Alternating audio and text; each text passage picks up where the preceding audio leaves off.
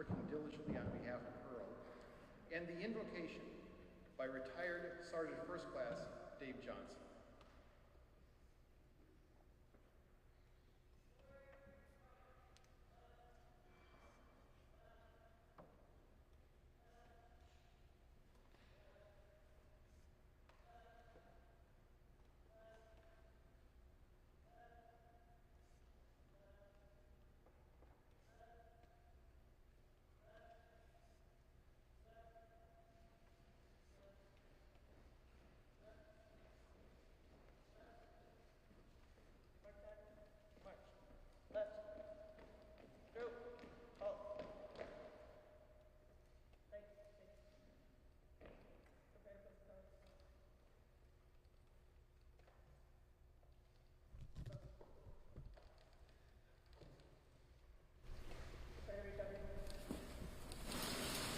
Recover.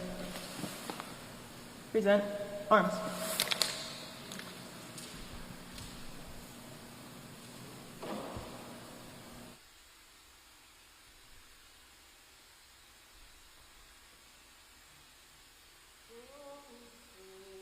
Can you see by the dawn's early light what so proudly we hailed at the twilight's last gleaming, whose broad stripes and bright stars through the perilous fight o'er the ramparts we watch were so gallantly streaming, and the rocket's red glare, the bombs bursting in air,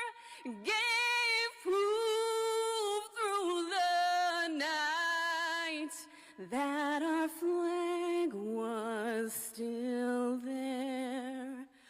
Oh, say does that star-spangled banner yet wave o'er the land of the free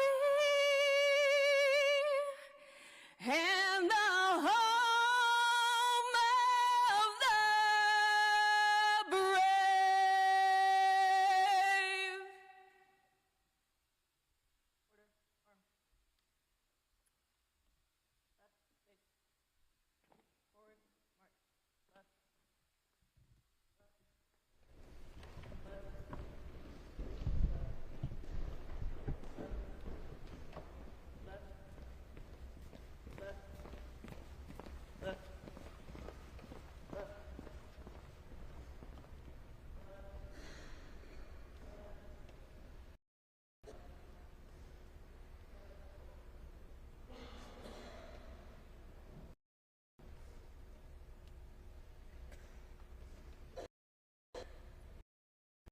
Earl Meyer, his family, friends, veterans, and distinguished attendees. As we gather here today, our hearts are filled with both gratitude and solemnity.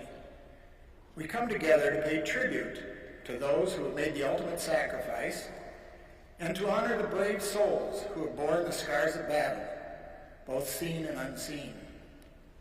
We gather to recognize the valor and sacrifice of Earl Meyer, who has earned the Purple Heart Medal, a symbol of courage, resilience, and selflessness in the face of adversity. The Purple Heart Medal represents a storage of courage under fire, of sacrifice in the name of duty, and of unwavering commitment to freedom and justice. As we pause to reflect on the sacrifices made by Sonny and all of our service members, let us remember that freedom is not free. It is bought with the blood, sweat, and tears of those who have served and sacrificed on behalf of our nation. May we never forget the sacrifices made by our brave men and women in uniform, And may we always strive to honor their memory by upholding the values for which they fought so valiantly. Let us bow our heads in reverence and gratitude as we pay tribute to the hero among us, and may we always hold his sacrifices close to our hearts. Amen.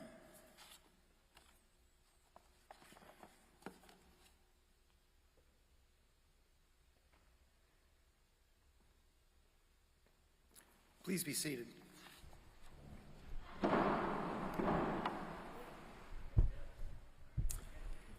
It is now my pleasure to introduce the 17th president of Gustavus Adolphus College, Rebecca M. Bergman, to welcome us to this amazing venue. President Bergman became college president in July 2014 after a long career as an executive in the medical research field. Gustavus immediately agreed to host today's event, and the family and all of us are thankful for the college's generosity. President Bergman.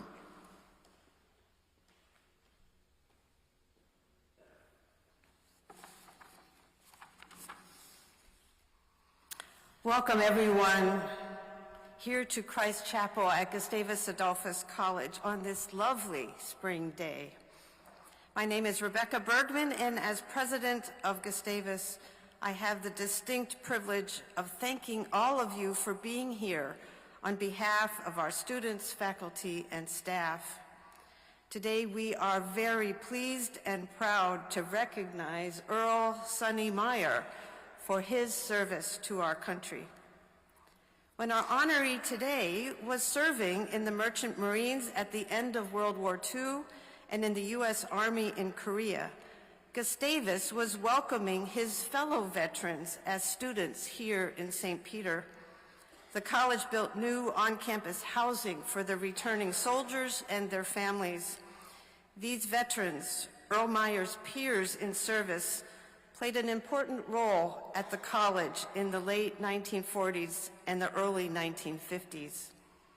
Today, we continue to support the United States Armed Forces through the commitment of our students who are involved in the Maverick Battalion of the ROTC, through our annual observance of Veterans Day here in Christ Chapel, and through the commitments of our alumni who currently serve or have previously served our country across the globe. Earl is a lifetime resident of St. Peter and this local area.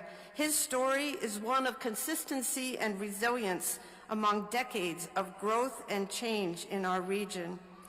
Today, as a celebration of him, and by extension, a celebration of the community that he has built here, we are a community that surrounds him today, and it is a community that Gustavus is very proud to be part of.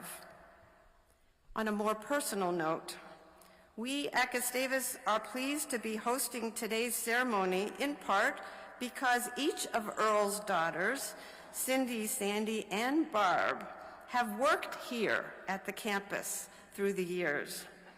Thank you so much to the entire Meyer family for entrusting us with hosting this special ceremony today. And thank you, Earl, for your service.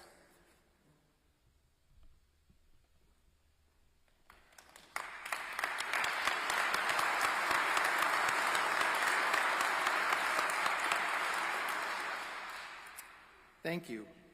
It is now my pleasure to introduce the Mayor of St. Peter, Shannon Noel. Mayor Noel has served as mayor since 2022, and she will welcome us to this great city. Mayor?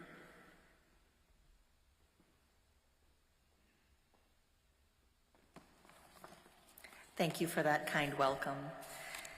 It's my honor to welcome all of you on behalf of the city of St. Peter as we gather here today to pay tribute to Mr. Earl Meyer.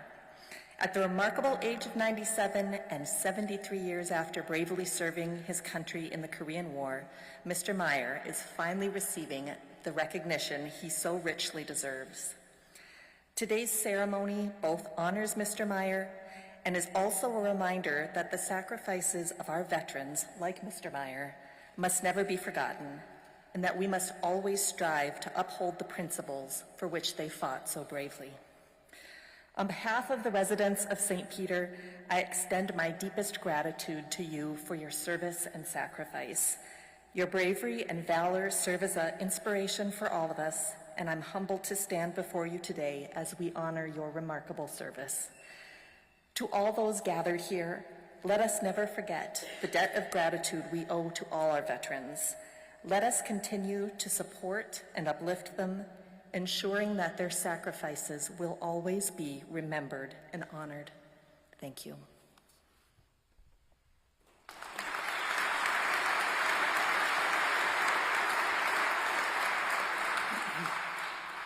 Thank you. Getting to this point has been a long slog and a team effort. The family and I would like to take a few minutes to thank the many people who have assisted or provided support throughout these past 6 years. Any omissions are purely inadvertent.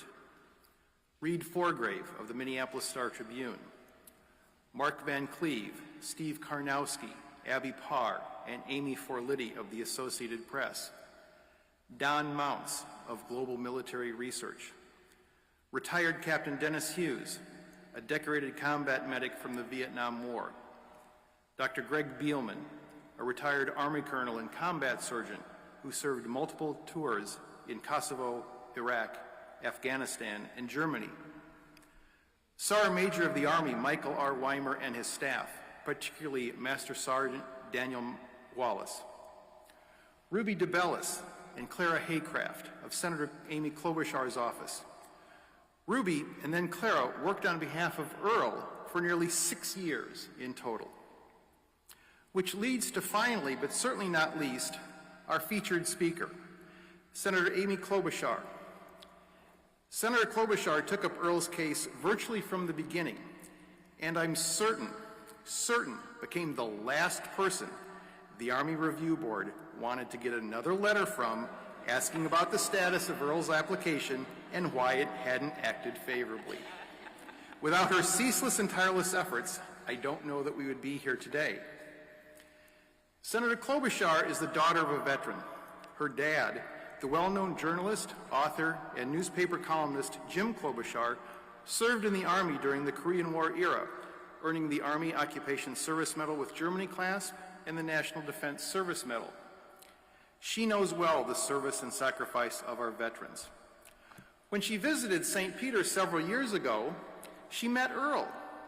It turns out they share a personal connection because Earl went through basic training with Senator Klobuchar's dad.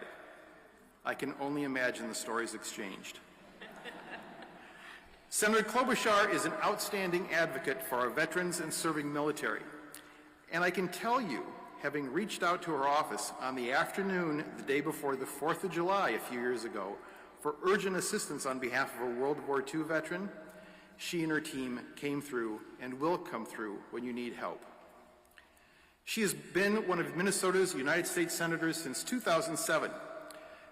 Senator Klobuchar has a stellar reputation as someone who can actually accomplish something in Congress and who is willing and able to work with her colleagues across the aisle.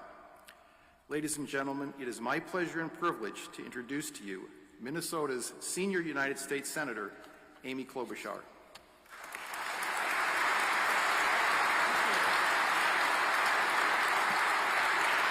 Thank you so much, Alan. And I think you all know they also got a lot of letters from Alan. And he's been an incredible friend to the family, friend to Earl, as well as the role we'll discuss of Earl's family and daughters in all of this. First of all, I want to thank Ruby, our former staff member, for that amazing national anthem, as well as for helping Earl. Everyone involved in helping Earl has several roles in their life. Clara, who is mentioned already from our office, and Samra, who also worked on this case. They're both sitting right there, very proud. Clara can cry at the drop of a hat, so I just know there's going to be tears today. I'm waiting for it. And Mayor and President Bergman, thank you so much for your leadership. Earl, you're like in the big time now. We're in the chapel. You've got the president here of Gustavus. We've got the mayor. This is a place where where kings and queens have spoken, correct, and exactly where you belong. So we're very excited that this day has finally come. I want to thank Reverend Johnson, all of the soldiers from the U.S. and Minnesota Army National Guard who are joining us today. Everyone is here to recognize Earl's heroism, a beloved son of St. Peter who served our nation in both World War II and Korea. There's not many remaining veterans who served in both those wars, wars that changed the face of the world. We thank Earl for his service, and for those of us that were up late watching the Timberwolves come from behind, the underdogs we thought wouldn't win. Earl, you are truly the Naz Reid of Purple Heart winners. The player that no one thought was going to it was going to happen, and it was your family that made this happen. And if anyone doesn't know the story of Naz Reid, you can Google it when you get home. So I want to thank Barb and Sandy and Cindy for being here and working with all of us to ensure that their dad received the recognition that he earned. As a private first class in the U.S. Army, Earl put his life on the line to ensure freedom triumphed over fascism during World War II and to defend the world from communism during the Korean War. He was wounded in action in Korea, and for that reason, he receives the Purple Heart. That's what brings us together today. But the other thing that brings us together is the respect for Earl's life and his story, and the hope that with this recognition, among many, that story will never be forgotten and passed on, because it is actually quite an incredible story. Earl was part of the generation that Tom Brokaw called the greatest generation any society has ever produced, a group of Americans who always put patriotism over personal gain, courage over comfort, and sacrifice over self. From the young age of 17, I want us all to picture some of our own kids at that age, Earl embodied selflessness. He wasn't old enough to enlist in the armed forces on his own during World War II, but he didn't let his age hold him back from serving his country. He enlisted in the Merchant Mariners, but he was so young that he actually didn't meet the weight minimum when he signed up. So what does Earl do? He went home, put on 25 pounds and reported to duty. True story. After training, he traveled all over, delivering troops and supplies to and from ports around the world. His missions included 2 trips to France to pick up soldiers. On the first one, his ship encountered a minefield in a rough patch of the Mediterranean. I don't know if rough patch were your words, Earl, but that was a good one. The crew had to cut the ship's engine and sit as still as possible in the water while Navy ships came in to shoot at and round up the live mines to clear up the waterway. As a teenager, Earl had already risked his life for our country. You can't teach that kind of courage. That's one of the many reasons that we work to honor Earl for his service during World War II with the Congressional Gold Medal, our nation's highest civilian honor. After the war, Earl came home to Minnesota, and like so many of those World War II veterans, started farming. Then the North Korean army invaded South Korea at the 38th parallel. America had to step in to stop the spread of communism, and months later, Earl was on the front lines in Korea, serving as a rifleman, a machine gunner, and sometimes squad leader. He slept in foxholes, sometimes 3 guys to a hole, where they took turns sleeping while the others stayed awake on watch. In June 1951, Earl's unit, 7th Division, 31st Regiment, 2nd Platoon, K Company, was pinned down by machine gun fire in a valley. Meanwhile, explosive mortar shells rained down from above, and a piece of shrapnel hit Earl. Only 4 soldiers from Earl's unit made it out alive. The medic who bandaged Earl in the field said he'd put Earl's name in for a Purple Heart. But Earl never saw that medic again. There's a good chance he was later killed in action. Despite his sacrifice, Earl never received a Purple Heart, which of course was his due. The reason? A lack of paperwork documenting his injuries. Well, paperwork was the last thing on Earl's mind after his unit was attacked. He was just trying to get back to serving his country. But it is never too late to honor our heroes. That's why when Sandy reached out to our office for assistance in getting her dad the Purple Heart, we got to work right away. For 4 years, as Alan explained, Clara and our team, including Ruby and Samra, worked with Earl, his daughters, Alan, and the Army, filing appeal after appeal on Earl's behalf. Today, their hard work is paying off. When Earl receives his medal at that young age of 97, we think of him at age 17, not big enough to even get into the Merchant Marines. He will finally be recognized as part of the ranks of heroes who throughout our nation's history laid life and limb on the line for our nation. I have a special appreciation for Earl's story and a connection to his family. Of course, when I first met Earl, I learned that he actually served in boot camp with my dad. I will always remember about hearing from my dad about the one-of-a-kind bond that he made with his fellow soldiers, his guilt for not being assigned to go to Korea after they finished up, but he was, in fact, my dad fought communism a different way. He was assigned to go to Europe, and since he was a good writer, they had him writing propaganda and various things against communism. So they were united both by the common goal of defending freedom and democracy around the world. My dad once wrote a book, and it was called The Heroes Among Us, Ordinary People Doing Extraordinary Things. I can't think of better words to describe Earl and all who have served our country. No matter when or where they've served, from the hills of Korea to the jungles of Vietnam, to the mountains of Afghanistan, to the sands of Iraq, our nation is forever indebted to all who have worn the uniform of our nation. Whenever I meet with our men and women in uniform, I'm always reminded that when we send them overseas, we make a promise to them, just as we have to those who have gone before, that we will give them the resources they need in battle, that we will provide the care to their families, and we will take care of them when they come home. That meant, of course, making sure our veterans get their GI benefits. It means making sure disability claims are processed. It means ensuring that they get the health care they need, whether they were exposed to Agent Orange in Vietnam or burn pits in the Middle East.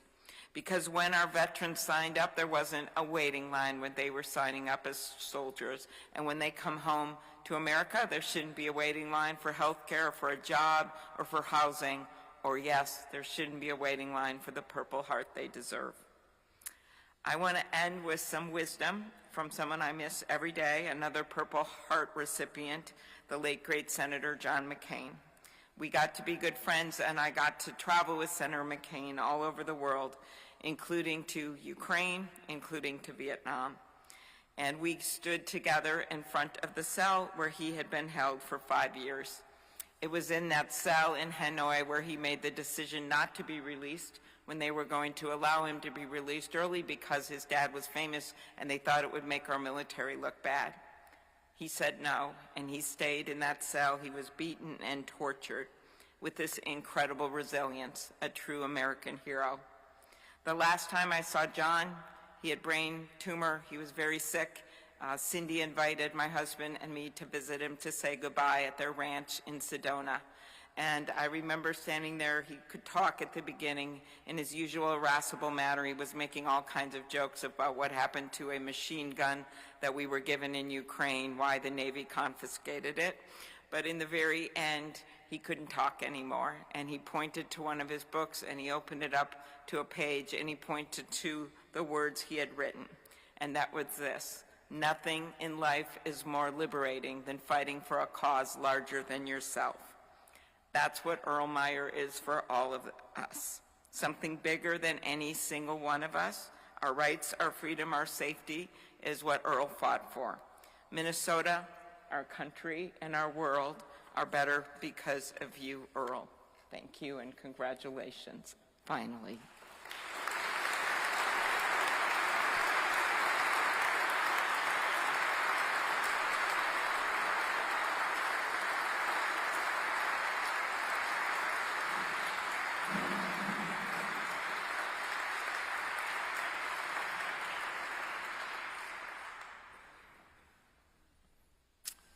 Thank you, Senator. As I mentioned earlier, I've had the pleasure of working with and getting to know Earl Sonny Meyer over the past nearly 4 years. So I'm going to put on my historian's hat and offer a few remarks on the man, the medal, and remembrance. Sonny Meyer would undoubtedly be the last person who would describe himself as a hero, to be sure. The word hero now is often misused and misapplied. Actors are not heroes.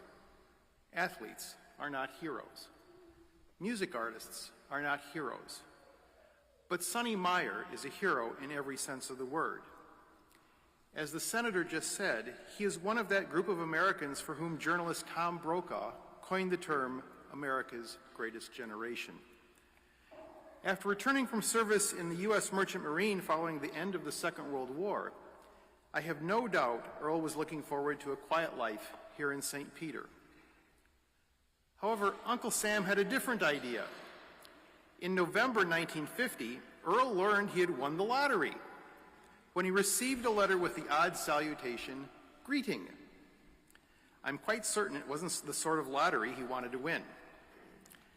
After training as an infantry rifleman and machine gunner, in late May 1951, Earl found himself assigned to Company K, 31st Infantry in the Republic of Korea.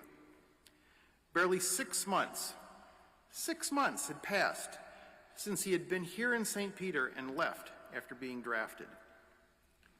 10 days after joining his unit, Sonny Meyer's outfit commenced an attack over rugged mountainous terrain with temperatures in the high 80s. Then Private Meyer and his buddies quickly were engaged in fierce, brutal, and ruthless close-quarters combat against a determined enemy. Illustrating the randomness of war, men fell all around Earl.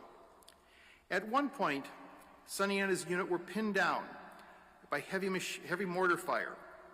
When they finally were able to get up from their cover and resume the attack, Sonny felt something sloshing in his boot, and his left pant leg was sticking to him. Reaching down, he discovered that he had been hit by shrapnel in his left thigh, a mortar fragment. The sloshing and stickiness was caused by his own blood. A combat medic bandaged Earl, and in the finest tradition of the Army, Earl did not leave the line. He did not leave the battlefield. He stayed in the fight with his brothers. When he finally was evacuated some days later after seriously injuring his back during a firefight while carrying a heavy machine gun, Earl learned he was a very lucky young man. A doctor told him only 4 men in his platoon had survived the combat.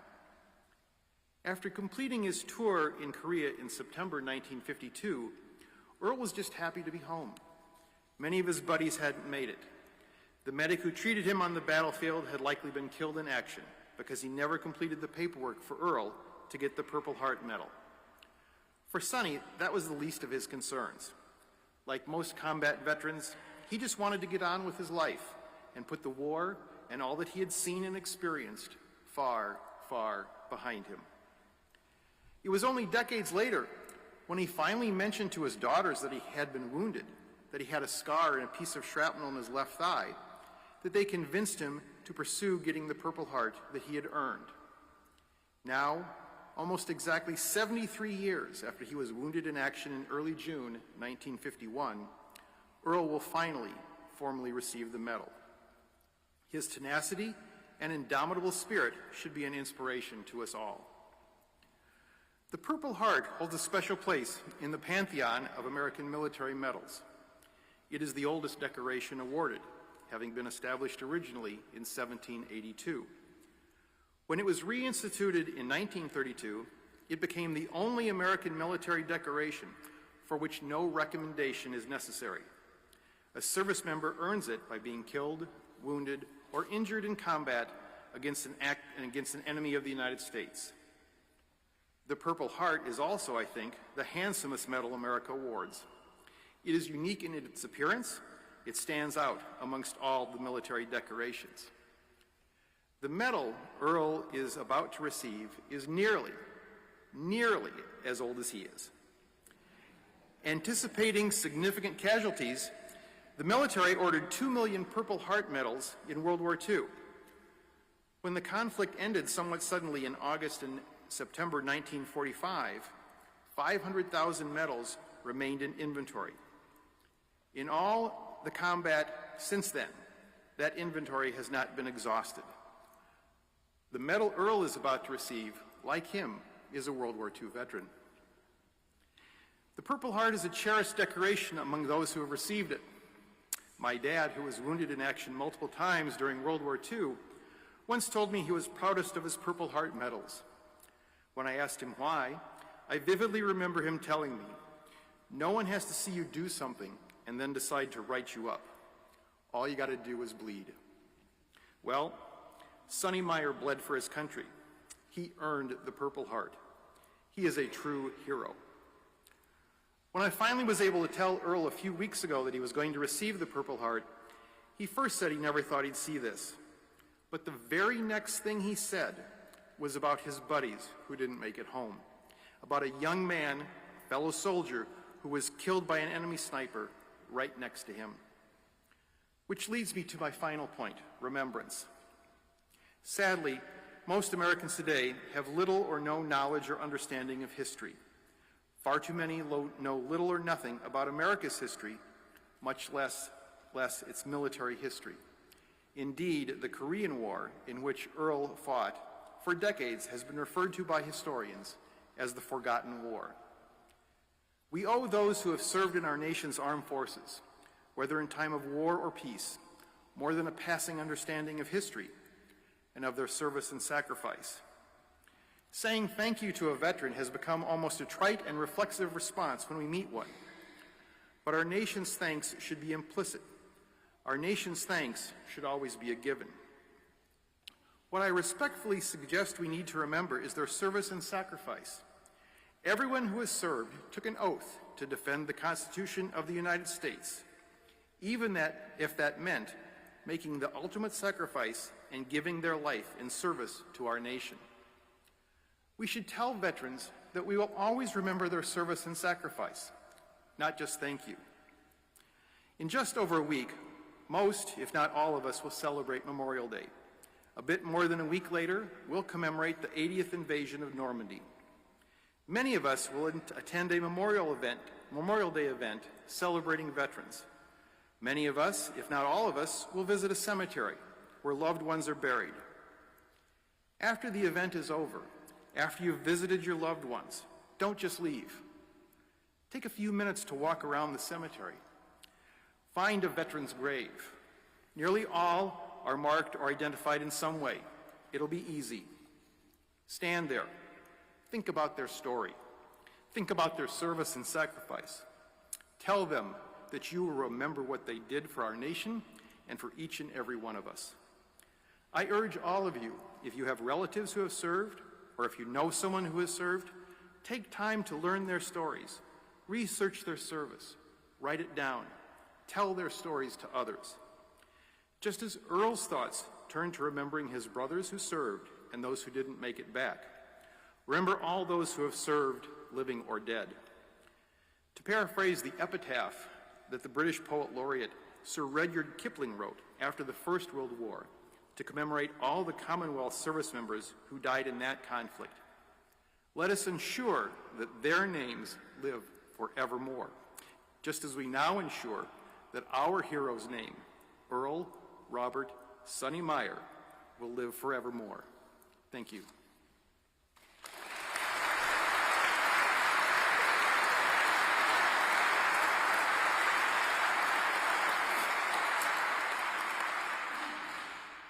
And now it is my pleasure to introduce Command Sergeant Major Jason A. Rost.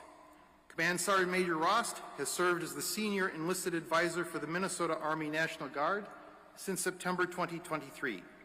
He has served more than 28 years including when the 34th Infantry Division, the Red Bulls, deployed to Iraq in 2009. His decorations include the Bronze Star Medal, Meritorious Service Medal, Army Commendation and Achievement Medals, and other campaign medals. Command Sergeant Major Ross is married and has four children. Please welcome him and remember his service and sacrifice.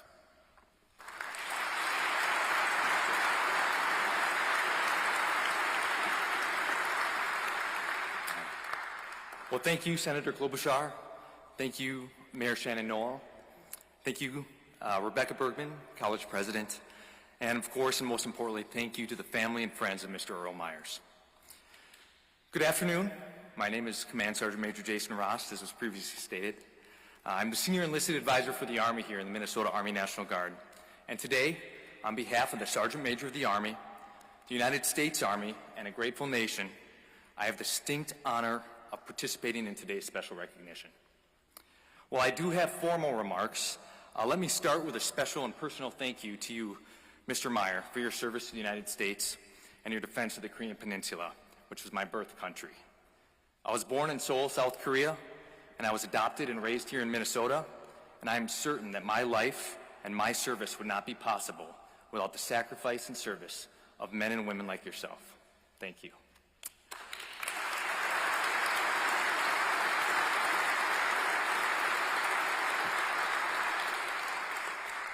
I'd like to begin this afternoon with a brief letter from the Sergeant Major of the Army. He wrote a special note to you, Earl, that he wanted to be read today at this ceremony, and he regrets that he is not able to be here to read it to you himself. It says, "Dear Mr. Meyer, let me start out by saying thank you for the selfless service and the personal courage you displayed during the Korean War. I am proud of your service to our country. The actions of you and your fellow veterans ensured the people of South Korea enjoy a secure democracy today. Your selfless service and dedication embody what it means to be a U.S. Army soldier and are a direct reflection of your personal values. Your willingness to sacrifice is what makes our service and nation a great one. I want you to know that you will always be an invaluable member of this great Army." And finally, as a token of his appreciation, he's enclosed his coin. Once again, thank you for your service, sacrifice, and unwavering dedication to our nation. This will defend. Sincerely, Michael R. Weimer, Sergeant Major of the Army.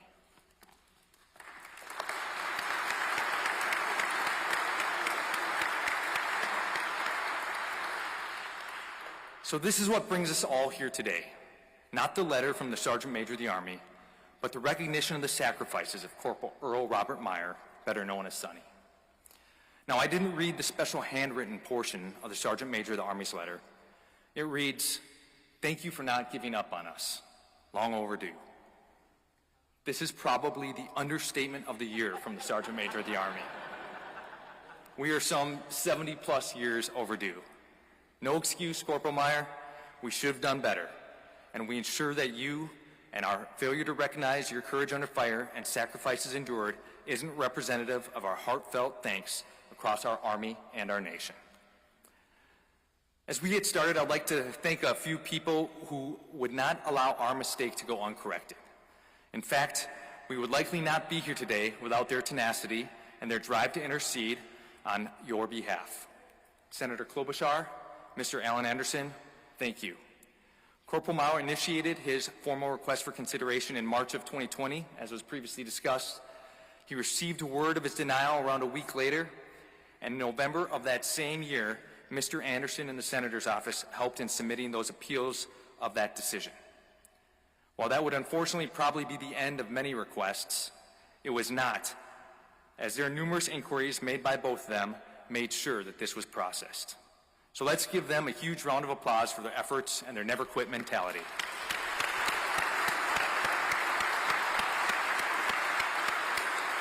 If ever I need assistance in getting something pushed through, you two are at the top of my list to ask for assistance.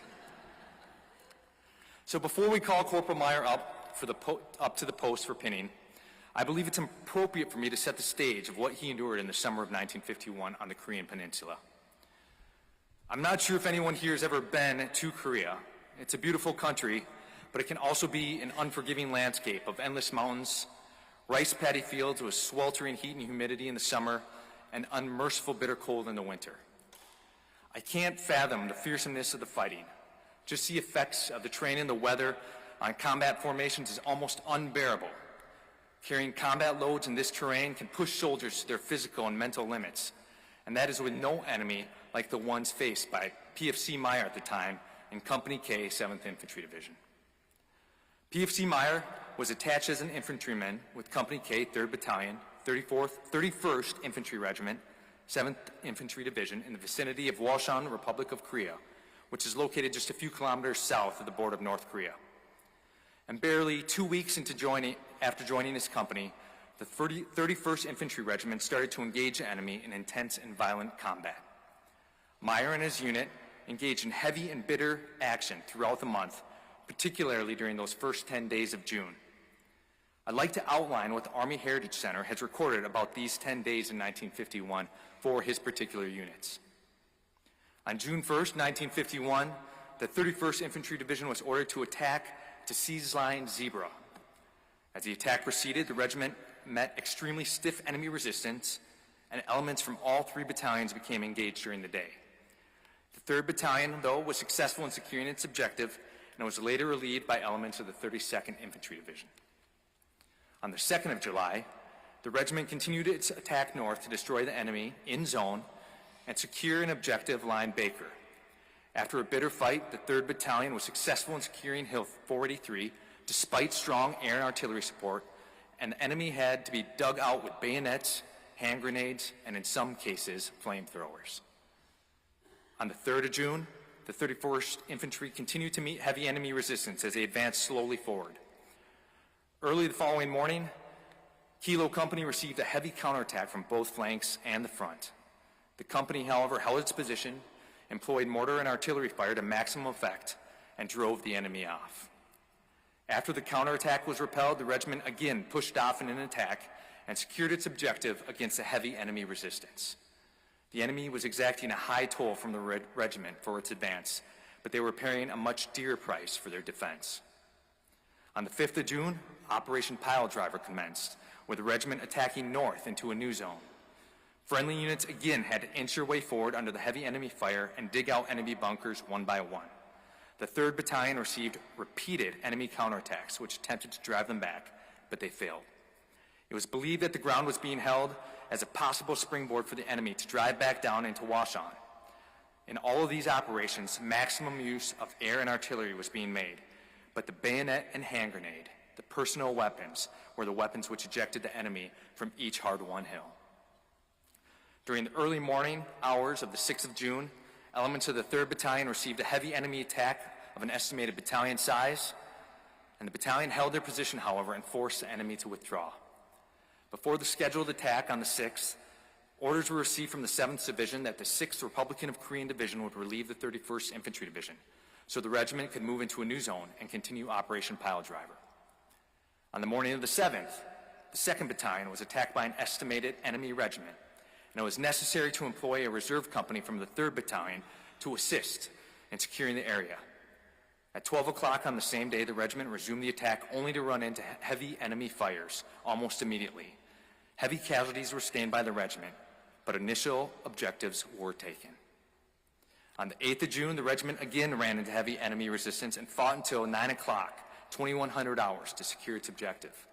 The enemy continued to be very persistent in its defense and had to be dug out before they abandoned their positions. Maneuvering against these enemy positions was done mainly at the company level, with maximum use of available artillery support, and then on the 9th of June, enemy resistance lessened. But the advance was still slow due to the extremely difficult terrain and the growing fatigue of the men. In spite of these difficulties, advances from 3,000 to 4,000 yards were registered, and enemy artillery and mortar fire continued to increase, but actual ground combat with large enemy forces was lessened. Finally, on the 10th of June, the 3rd Battalion attacked and secured Hill 730, clearing the right flank of the 17th Infantry, which had attacked through our positions. After securing the hill, the regiment was withdrawn into the Divisional Reserve and took over from the 17th Infantry the planning and construction of defensive positions in the divisional sector of the Kansas line. The regiment immediately took steps to restore its combat effectiveness by arrest and rehabilitation of men and equipment. That, ladies and gentlemen, That was the conditions and the situation during those first 10 days of June 1951. PFC Meyer had engaged in search and destroy, general patrol and ambush, close-range air and ground assault operations. He saw his fellow comrades die. He directly observed wounded civilians and enemy forces. He saw his close friends wounded, killed in action, and he engaged in continuous, sustained combat with the enemy and in wartime conditions for several days. He believed and understood he could actually die in combat. So now, standing here today, over 73 years later, we have the opportunity and the honor to recognize Corporal Sonny Meyer's sacrifice in the summer of 1951 in a land 1,000 miles away, a land that is now a prosperous country, a democratic country, a free country because of the sacrifices of men like Corporal Meyer. Sonny, would you please join myself and Senator Klobuchar on the front of the stage?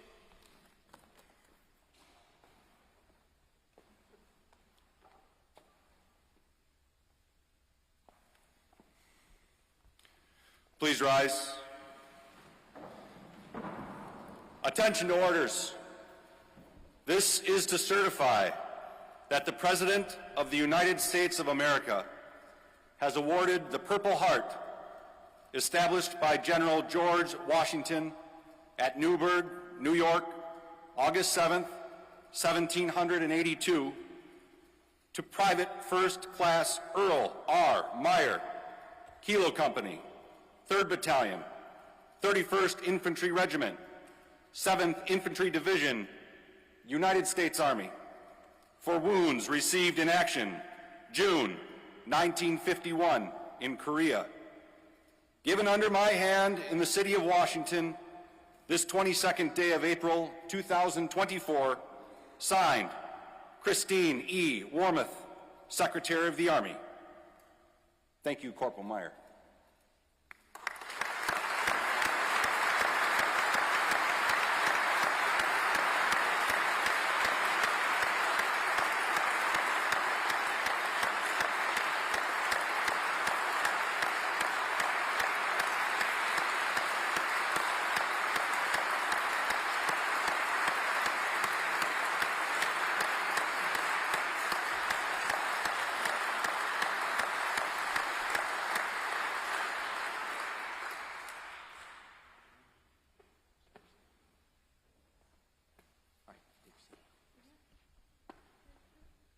Earl said he didn't know it was going to be this big a deal.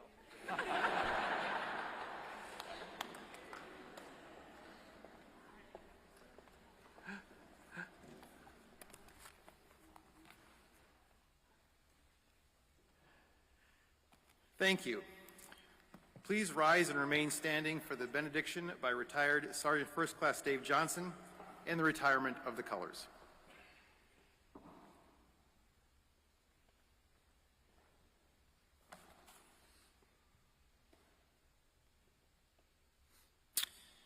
Almighty and merciful Creator, as we conclude this solemn gathering, we bow our heads in reverence and gratitude for the bravery and sacrifice of Earl Sonny Meyer, who we honored today. We humbly ask for your continued guidance and protection over all Purple Heart Medal recipients, their families, and all those who have served in uniform. Strength and resilience as they continue their journey, solace in knowing their sacrifices have not gone unnoticed. May the wounds they bear, both seen and unseen, be healed by your grace and surrounded by the love and support of their community. As we depart from this sacred space, may we carry with us the memory of Sonny and his deeds, and to all those who have given so much in service to others. May their courage inspire us to live lives of purpose and compassion, always mindful of the debt we owe to those who have served for us. We offer this prayer in your holy name. Amen.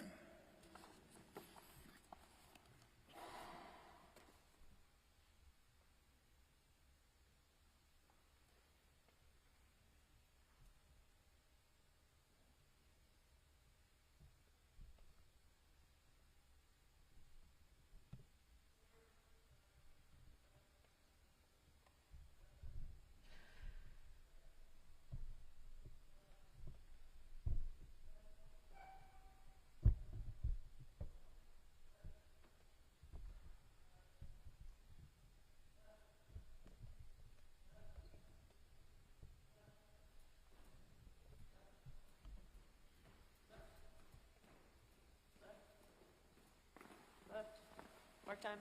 March. Group. Halt. Right. Face. Try to retire the colors. Retire.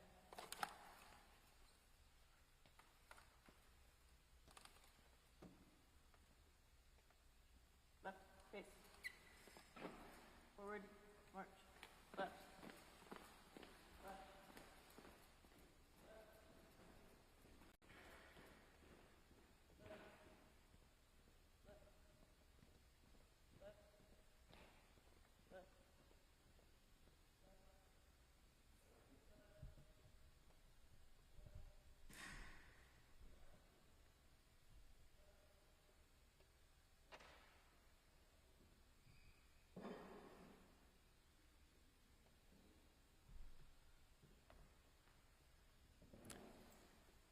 Thank you.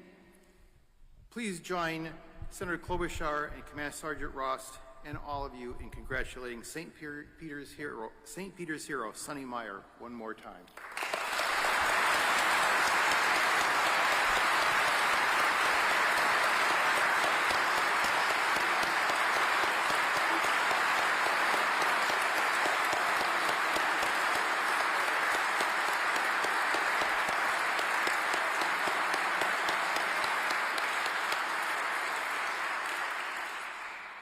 This concludes today's ceremony. The Meyer family invites all in attendance to have some refreshments now, which are available toward the back of this great venue. Thank you again for being here today.